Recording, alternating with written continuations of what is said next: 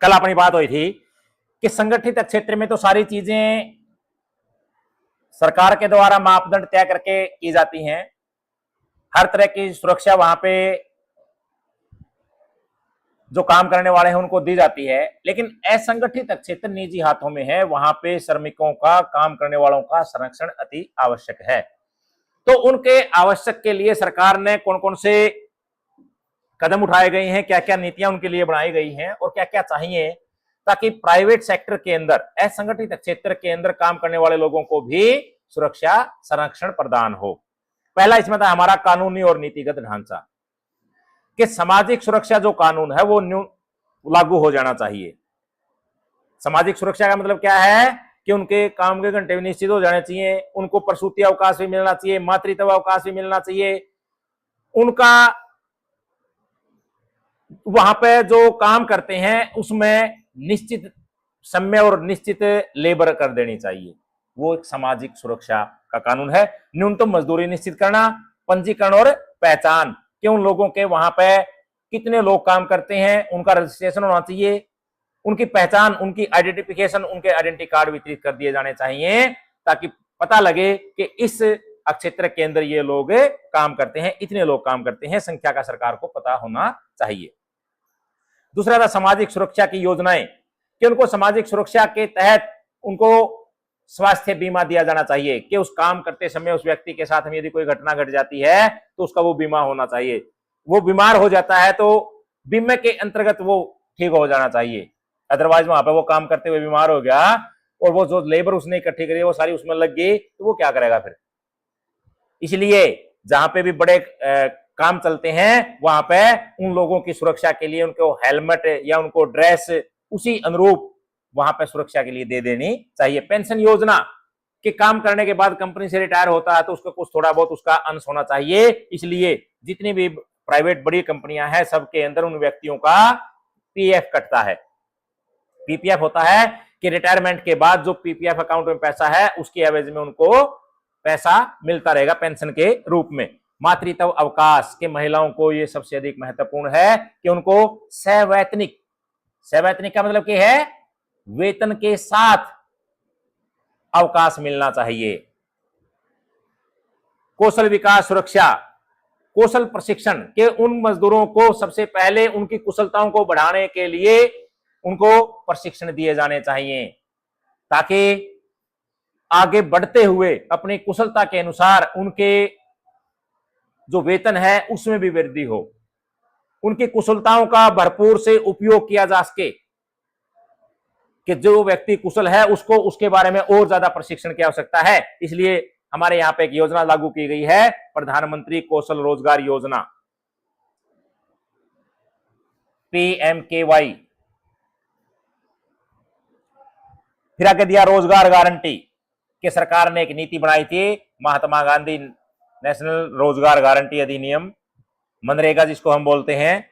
2005 के अंदर ये सरकार ने ढांचा तैयार कर दिया गया था और आज ये भारत के अंदर 625 जिलों के अंदर लागू किया गया है। कामकाजी परिस्थितियों में सुधार, कार्यस्थल पर सुरक्षा, कि काम करने वाले स्थान के ऊपर सुरक्षा के उपकरण चाहिए। यदि वहां पर कोई निर्माण कार्य चल रहा है तो उनके वहां पर रहने वाले लोगों को हेलमेट बहुत जरूरी है, ताकि ऊपर से गिरने वाली कोई चीज उनके ना लगे, उनके लिए पहनना अनिवार्य है, वो कंपनी ने देना होगा। उनको अन्य सुरक्षाएं, वहां पर यदि किसी और चीज का खतरा है तो वो अन्य सुरक्षा के जो उपकरण है वो उनको फ्री ऑफ कॉस्ट उपलब्ध करवाने चाहिए। काम के घंटे निश्चित, कि उन लोगों के काम के घंटे निश्चित हों। ऐसा नहीं है कि प्राइवेट व्यक्ति है सुबह 8 बजे बुलाए और शाम 8 बजे छोड़ दे, नहीं, उनके भी काम के घंटे निश्चित हैं कि इतने बजे के बाद कोई काम नहीं लेगा। अवकाश सुनिश्चित करना, कि वीक के अंदर एक अवकाश उनका सबसे अधिक महत्वपूर्ण है। संडे की छुट्टी हर जगह होती है तो उनकी भी संडे की छुट्टी हो। ये था कामकाजी परिस्थितियों में सुधार, भी काम करते करते भी उन लोगों को ये व्यवस्थाएं होनी चाहिए। जागरूकता और संगठन, उनको जागरूक करने के लिए श्रमिकों का संगठन अति महत्वपूर्ण है। यूनियन बनानी बहुत जरूरी है, ताकि यूनियन लोगों को अपने अधिकारों के बारे में बता सके और अपने उन अधिकारों को पूरा करवाने के लिए दबाव समूह के रूप में काम करे। इसलिए सबसे अधिक जरूरी है कि उन लोगों का संगठन बनना सबसे अधिक महत्वपूर्ण है। जागरूकता अभियान कि सरकार को चाहिए कि उन लेबर को जागरूक करे, लेबर कोर्ट की स्थापना की गई है उसके बारे में बताए कि भी आपके साथ आपका कहीं पे कोई शोषण होता है तो आप उस जगह के ऊपर जाकर के लेबर कोर्ट में जाकर के अपनी आवाज उठा सकते हैं, अपने शोषण के खिलाफ शिकायत दर्ज करवा सकते हैं। तो ये जागरूकता उन लोगों के अंदर लेकर के आनी पड़ेगी, इसमें जो असंगठित क्षेत्र के अंदर काम करने वाले लोग हैं। वित्तीय समावेशन के उन लोगों को सस्ती दर के ऊपर ऋण की सुविधा उपलब्ध हो, उन व्यक्तियों के खाते बैंक के अंदर खोले जाएं, उनको कैश में तनख्वाह नहीं दी जाए, उनको बैंक के द्वारा उनके खाते में पैसे डाले जाएं। और हमारे यहां पे भारत सरकार ने जीरो डेप्थ के ऊपर जो योजना चलाई थी, जन धन योजना, उसके तहत बहुत सारे खाते खोले गए थे। माइक्रो बीमा, माइक्रो बीमा का मतलब है कि उनको काम करते समय के छोटे छोटे बीमा उपलब्ध होने चाहिए कि अगर यूथ इस अंग में कोई दिक्कत आएगी तो आपको इतने पैसे मिल जाएंगे, इसमें दिक्कत आएगी इतने पैसे मिल जाएंगे, आप बीमार हो गए तो आपको ये चिकित्सीय लाभ इस माइक्रो बीमा के अंतर्गत मिल जाएगा। प्रौद्योगिकी का प्रयोग कि आज के समय के अंदर जो नई टेक्नोलॉजी आई है, इंफॉर्मेशन टेक्नोलॉजी आई है, उनका प्रयोग करना आना चाहिए उनकी, कि आज के समय के अंदर कहीं पे भी जाने की आवश्यकता नहीं है, डिजिटल प्लेटफॉर्म है सारे के सारे। बस शिकायत करने के लिए उनको सिखा देना चाहिए कि आप कहीं पे नहीं जाएंगे, घर बैठे ही अपनी कंपनी की या आपके साथ जो शोषण होया है उसकी शिकायत डिजिटल प्लेटफॉर्म के ऊपर दे सकते हैं। क्या जैसे सीएम विंडो लगाई गई है, सीएम विंडो के ऊपर हम हमारी कोई भी तकलीफ है उसके ऊपर डाल दें। मोबाइल एप्स बना देनी चाहिए ताकि हर व्यक्ति को आसानी से शिकायत करने का प्लेटफॉर्म उपलब्ध हो जाए, और सबके पास आज के समय में मोबाइल हैं, उस मोबाइल ऐप के द्वारा कि वो व्यक्ति अपने शोषण के विरुद्ध शिकायत दर्ज करवा सके। जैसे एग्जाम्पल के रूप में हम देखें, अगर बाल शोषण कहीं पे होता है तो वो 1098 के ऊपर अपनी शिकायत दर्ज करवा सकता है, और महिलाओं के साथ में यदि कोई दिक्कत आती है तो वो 1091 के ऊपर शिकायत दर्ज करवा सकते हैं। कहीं पे यदि हमारे पास जल्दी हमें सुरक्षा चाहिए तो उसके लिए हमें 112 नंबर के ऊपर फोन कर सकते हैं। तो ये इस प्रकार के एप्स, इस प्रकार की डिजिटल एजुकेशन उन लोगों को भी होनी चाहिए।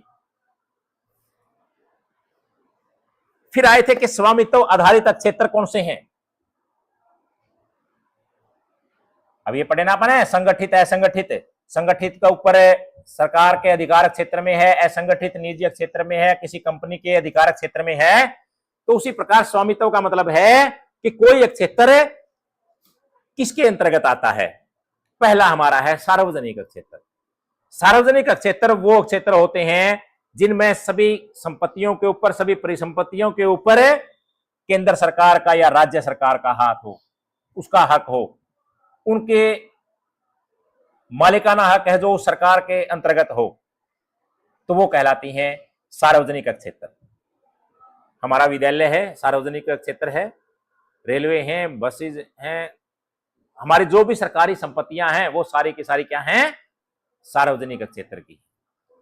इनका रख रखाव और इनकी देखभाल सारे का सारा कौन करता है, केंद्र सरकार या राज्य सरकार करती है। इसको बोलते हैं सार्वजनिक क्षेत्र। दूसरा हमारा है निजी क्षेत्र। निजी क्षेत्र वो क्षेत्र होता है जिसमें सभी परिसंपत्तियों के ऊपर स्वामित्व एकल व्यक्ति के हाथ में हो। एकल का मतलब है केवल एक व्यक्ति के हाथ में हो, एक कंपनी के हाथ में हो। जैसे रिलायंस का, जियो का किसके पास है, मुकेश अंबानी के पास। टाटा का कौन है, जो अधिकारी थे टाटा ग्रुप वाले। अपने लक्ष्य मिल्क प्लांट है, लक्ष्य मिल्क प्लांट किसका है, निजी हाथ में है, एक व्यक्ति का है, बलजीत रेड्डू के हाथ में। तो इस प्रकार के जो क्षेत्र होते हैं, जो जिसको हम प्राइवेट बोलते हैं, प्राइवेट के ऊपर किसका हुआ है, केवल एक व्यक्ति का अधिकार क्षेत्र हुआ है, उसमें सरकार का कुछ नहीं होता, तो वो कहलाते हैं निजी क्षेत्र।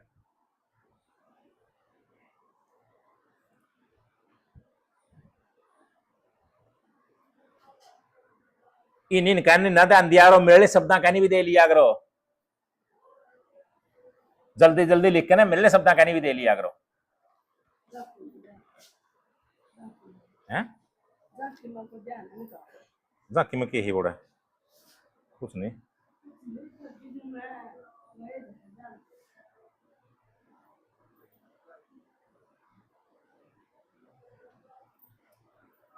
अरे ये 23 absent हैं, नाम उड़ाऊंगा सारे आगे, या देख लियो बता दियो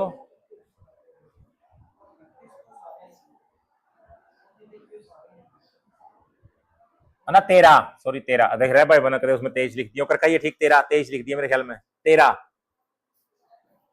21 सारे हैं।